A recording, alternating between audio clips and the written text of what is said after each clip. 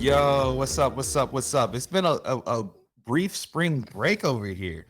Cowdrey, welcome back. Man, I mean, I don't know if we could call it a break per se. It definitely wasn't a break. We were grinding for sure, but we've got some announcements coming out later this month and over the coming months. But today we are back on the show. This is the NFT QT show. Some people are watching the video, some are listening to the podcast. And for those that are just joining us, they might not know, but this show is brought to you by the NFT Handbook. You know, this is the book that changed all of our lives. Why? Because it took us countless years of lived experience and, you know, a couple brutal months to put it all together. But for those that want to learn how to buy, sell, collect, or get caught up on digital economies and how you can create digital scarcity through NFTs, the NFT Handbook is available everywhere books are sold. You can also get the Audible book on, and you can listen to it through an audio if you'd like as well. So I want to get into today's topic of the show, which, I mean, Ryan, we're coming back with, like, you know, a pretty big bang. Definitely. I mean, huge opportunity. I think that there's something to be said about, you know, airlines getting into NFTs and just, you know, Yeah. flying into the metaverse, if you will. I mean, think about it. Like, if airlines did get into NFTs, you would think that, like, you know, all of their rewards programs would just be reimagined, right? Because now finally you don't have to give me points that don't mean anything.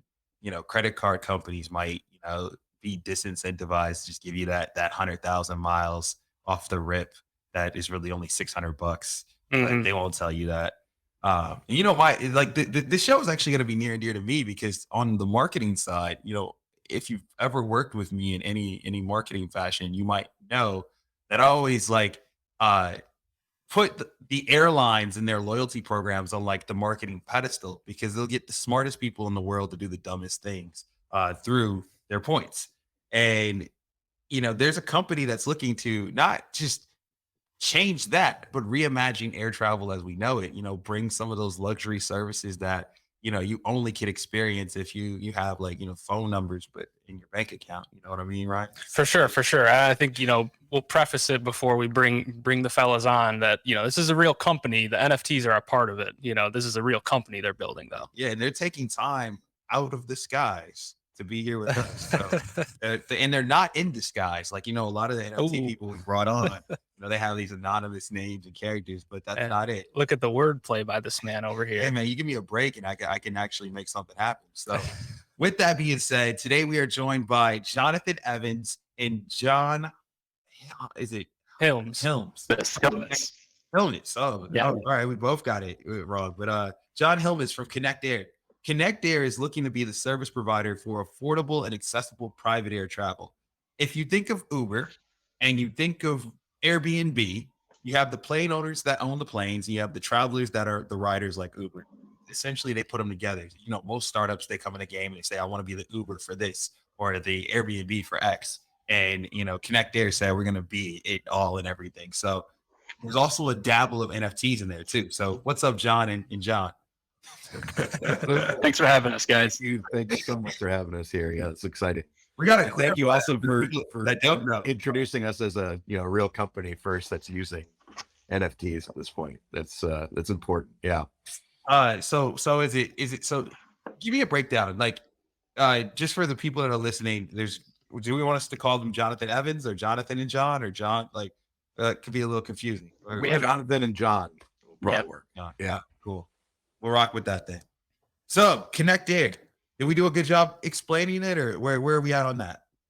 Oh, definitely. I mean, I'll start with the supply side Airbnb reference, and you know, sort of pick it up from there. That, you know, I've been a professional pilot for 3 decades now, and an airplane owner myself, and, you know, an enthusiastic one, I'll say. And even I can't fly it enough to kind of really make it worth it. Just like an ADU in our backyard for, you know, mother-in-law now and then. It's a lot of spare bandwidth, right? We basically provide a platform for those airplane owners of 2 very specific airplanes on our network that we specify. This is the Cirrus SR22. I call it the Tesla of the 4-seat propeller driven category. This is a gorgeous machine, a real black car. air taxi.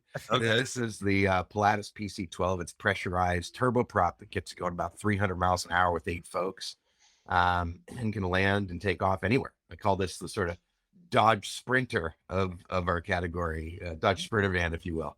And both just amazing machines for unlocking amazing adventures in the sky. And there are a lot of owners out there that own these things because they're the right aircraft to own, and they're sitting in hangars 85-95% of the time. So that's where we start by building our network. And an important dimension that the metaphor doesn't actually catch is that we also have a distributed network of professional senior pilots flying these things to ultimately, the on-demand service that we all expect in these little supercomputers in our pockets, and giving you the ability to summons the magic power of a small airplane flown by a professional pilot to take you anywhere, point to point.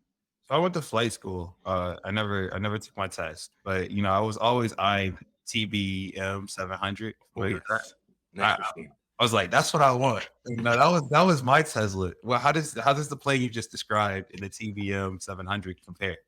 Okay, so this is actually a piston driven. This is a Cirrus SR-22. This is actually the most popular sold general aviation aircraft in the category, and they really did build a step change in the category by using carbon fiber, glass cockpits, digital autopilots that are the envy of any airline. You can fly, so you can fly that not only it's visual flights or VFR and IFR. That's right.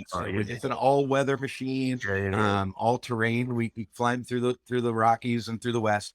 I've flown mine all the way up to Alaska from Portland, where I live. What was in the fuel? Like it's good on gas?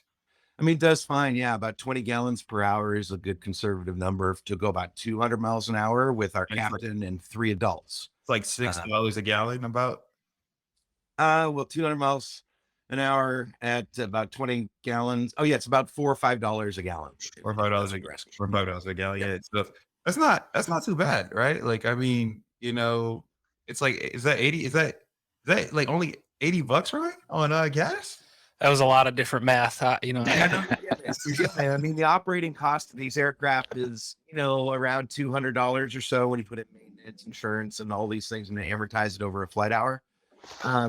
That's it. That's cool, for our owners, as a managed concierge service. And then we put them to work in those 85-95% of days they'd be otherwise sitting in the hangar, and we give our owners a rev share.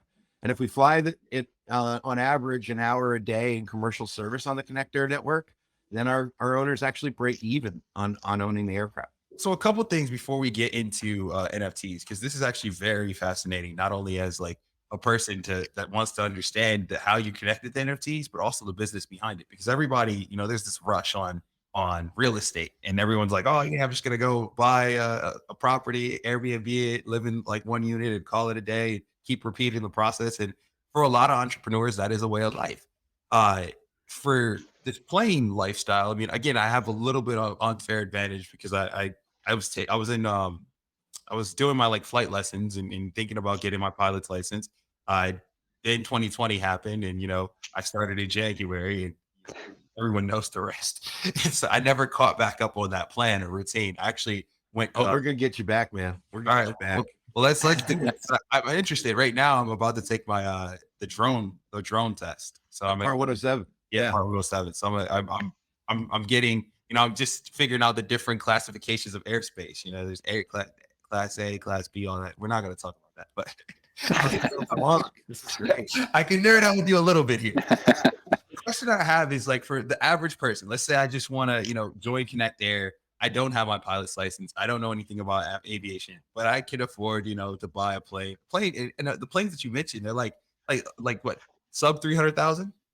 No, the Cirrus is about $1 million machine. Oh, that wouldn't do side. Really? Okay. We can get used when it's down 700-800. But again, we specify newer models onto our fleet, and we maintain them to what's called Part 135 standards. We're certified by the FAA to provide this trusted service. So again, the Airbnb or Uber metaphors are light with us, because you have to take into account the idea that we provide something as trusted as like a Hyatt room night on an Airbnb style network, if you will. Got it.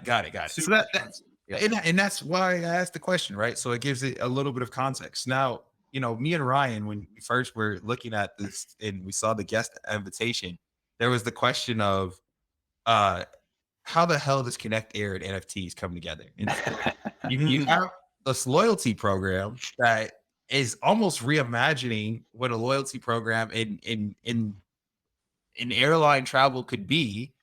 It's not much different than me spending money on American air points or Southwest, and I think that I think it's a cash. Well, I think I've introduced the aviation, we call it the Airline, that we're building, this on-demand distributed point-to-point network. Now you can see it's almost like a physical manifestation of the Web3 environment in a lot of ways. We're going after IRL, if you will. But I'll tell you where we got into NFTs. I've always been after geek, at the journalism level of blockchain since probably 2012, I guess. And seen the especially traditional asset tokenization space and where Web3 really can go as a marketplace, as always fascinated. But I was just a geek interested in it. And then the CEO of KinectAir building this distributed on Airline. Luckily, I've got my head of product here in John Hilmes, who is just a gifted architect in many ways. And he went after, the NFT space with us. And we agreed that we'll enter to become literate in a sort of crawl, walk, run fashion. And we know that the loyalty program space is a place that is totally understandable and discernible right now. So that's where we're getting started. But we have bigger ambitions with tokenization of what we do in aviation writ large. But John, it's his brainchild. So he's the one who gets to answer that question. So you have 5,515 NFTs that you're putting out in your first cohort of NFTs. Obviously, you're going to have more members than that. For the people that are joining this special club, if you call it this loyalty program, how are you thinking about working with those Genesis users, and how many slots are left? That's a great question. I have to look at the numbers. It's not like an art drop where we're hoping to sell out overnight. This is going to be sort of a long tail of revenue for us. But just to double back to how we got here is, I was watching the drama unfold around the Constitution DAO attempted acquisition of that artifact, and was really impressed with the community and how it rallied around this cause. And also around that time, I think Andrew Chen was releasing his book, The Cold Start Problem, about jumpstarting network effects. And things just started clicking for us because, that's the problem we're trying to solve as well. Getting a number of aircraft owners signed onto our platform, a number of people excited about what we're offering. And so it was really in the pause there, right? Like it's a little bit harder for you than what Andrew laid out in the Cold Start Problem, because in that book, he talks about how Uber just paid for riders and drivers on both sides, and just to get that engine going. In your case, that would be a pretty expensive endeavor. Yeah. And so we're trying to do that by opening up our Discord community to our NFT holders and to our just regular passengers who want to have a role in shaping our offering. And so we'll have community input on things like livery, paint job designs, naming aircraft. And then the different NFTs have different privileges in terms of voting rights. So, where we put those aircraft relative to sort of density of our community. And so really trying to create a robust feedback loop with our earliest cohort of users. That's interesting because in a sense, you do, like, all of your users are going to have to essentially dox themselves. Like, you can't really have an anonymous user base with this program necessarily, because if they want to take a flight, they're going to have to say, yeah, this is my information. You're going to have to check them out, make sure that they're not necessarily, someone you don't want on your plane. That's right. Yeah. We've got federal regulations we follow about ticketing you and then flying you, in the FAA regulated environment. And absolutely, you have to bridge into being doxed with us, as we're a doxed company, offering the token in the first place that gives you these rights to not only participate in our community and the way we grow that network, but fundamentally the top tier for 3 ETH comes with it's a coupon, really. It's not directly a ticketed system and a smart contract yet, but let's foreshadow the conversation a little. It's a coupon when you join the top tier of the club for 1 round trip on this machine with up to, we say 6 folks is a good number Mhm. for you to take at 300 miles an hour for a 500-mile round trip, right? And so 3 ETH, there it is. That'll give you an idea of what our cost and price point is. And if you go to KinectAir.com, you can also play with our route and pricing calculator there too. So But yeah, so the idea is that the top tier of the 3-tiered NFT based loyalty program comes with a free flight, and the middle tier comes with 20% off your first flight. So what we're doing is we're starting to not only offer merch and other cool and art and cool stuff associated with these tiers, and the feedback loop of community that John talked about.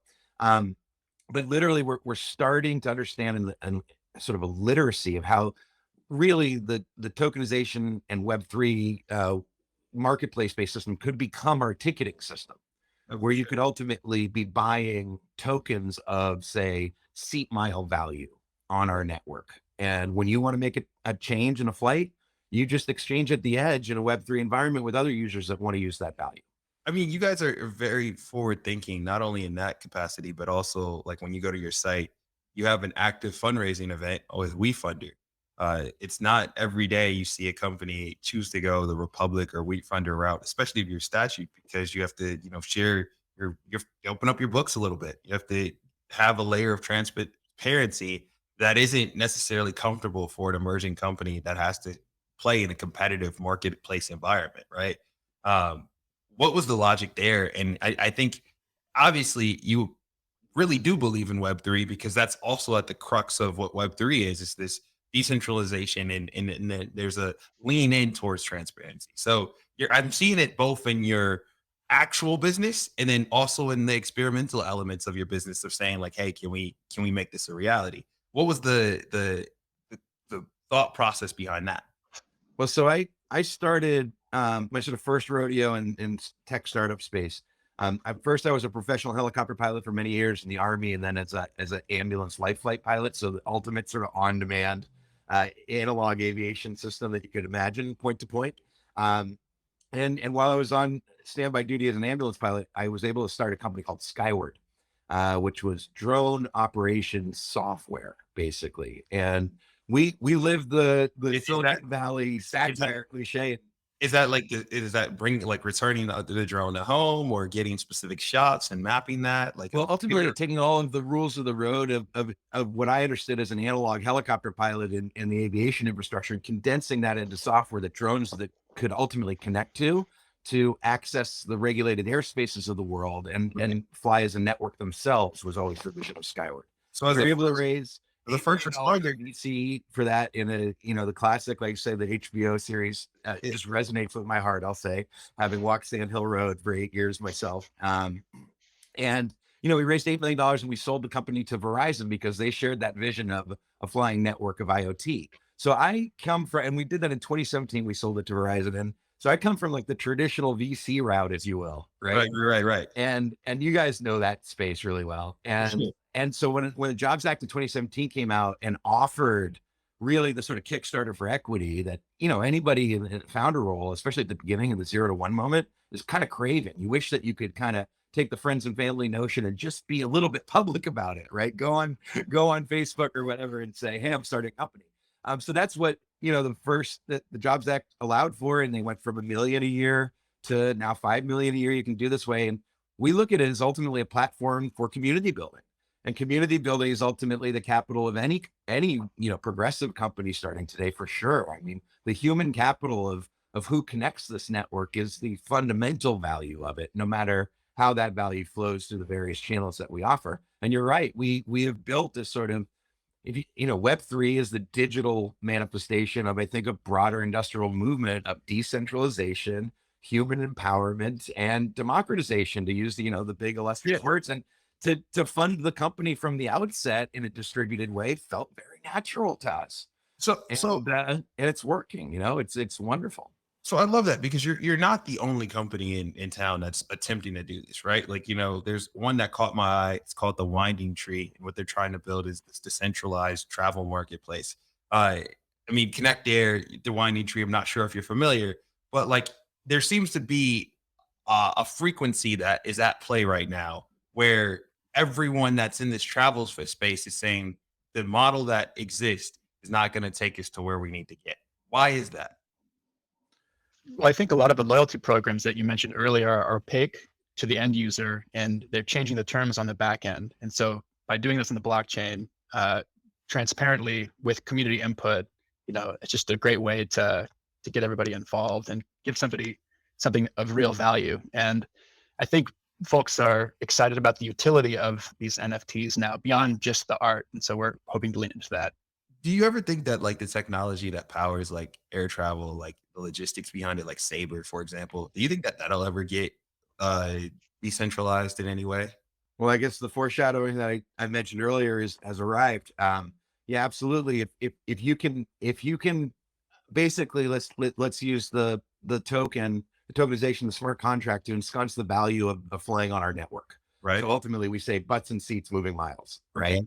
And so like that, you can distill the speeds and the different size cabins and the distances they fly and the prices they fly at all into that one unit economic metric, right?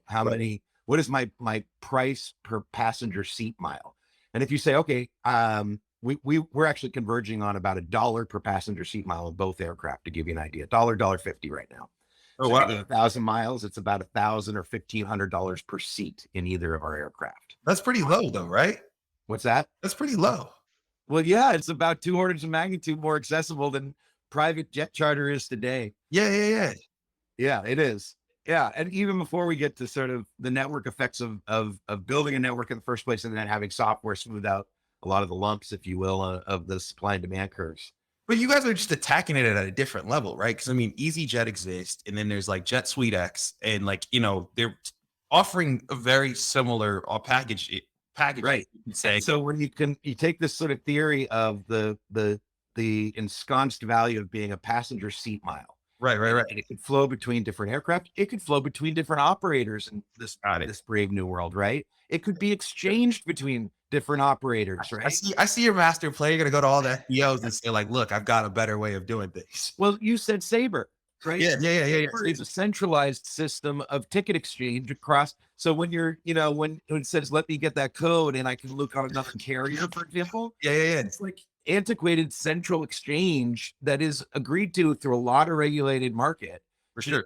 to allow that exchange to happen. It's not a bad thing, Sabre. It's just not information age. It's not Web3. And if you look at the, sort of the tech available to us to do the same purpose, it becomes much more elegant, much more frictionless, and much more direct marketplace. But for obvious reasons, I don't want to knock Sabre because I think that like what's crazy about Sabre is how archaic that system is, but how quintessential it is to our contemporary lifestyles. Like I think that Sabre is the definition of future thinking technologies, like that had an idea in was that the 60s or 70s? I don't remember when it was. Yeah, I think so. Yeah, so the mid the 1900 or yeah, mid 1900s, you have like Sabre come to life for the plans. And like now we still in 2020 to 2022, we are still like pretty much reliant on that software. Yeah, I mean, there's a lot of regulated inertia there too in the exchange. And I mean, the Deregulation Act of 1978 had a lot of effect here in the system that we live in today. And again, what I say with KinectAir is we stand on the shoulders of giants. Like Sure. I come from aviation infrastructure. I originally flew Army Black Hawk helicopters since I was 20 years old. And I've flown in a bunch of different professional capacities. And as a geeky pilot, I've always just been a little bit underwhelmed on behalf of Wilbur and Orville and even Da Vinci himself about what aviation's kind of become. Right. It got too inertial, it got too ensconced, and it needs this information age upgrade. And so when you build an airline from scratch, you get to do it from governing principles and the tools that are state of the art and available to you today. And we go to the FAA with those tools, and then they ensconce those now in our regulated inertia, and we have a new networked aviation system. And we're coming up on time here, I know, but I want to take us to an entirely new dimension because you have been a pilot and you guys have been working in aviation for a while now. The metaverse.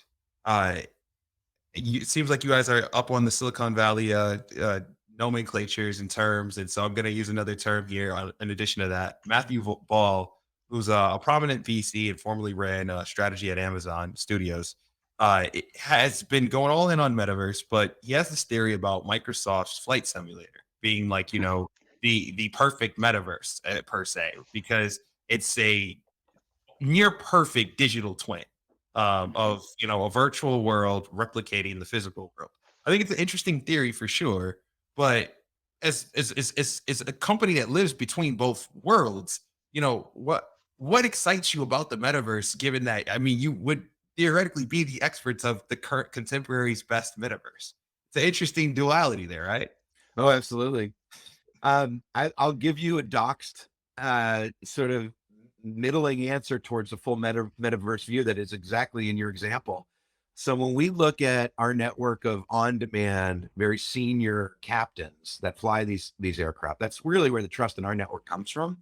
The FAA, as they should, requires us to put them through a training system that gets them first qualified to fly the aircraft, but then we have to keep them current at flying the aircraft as well.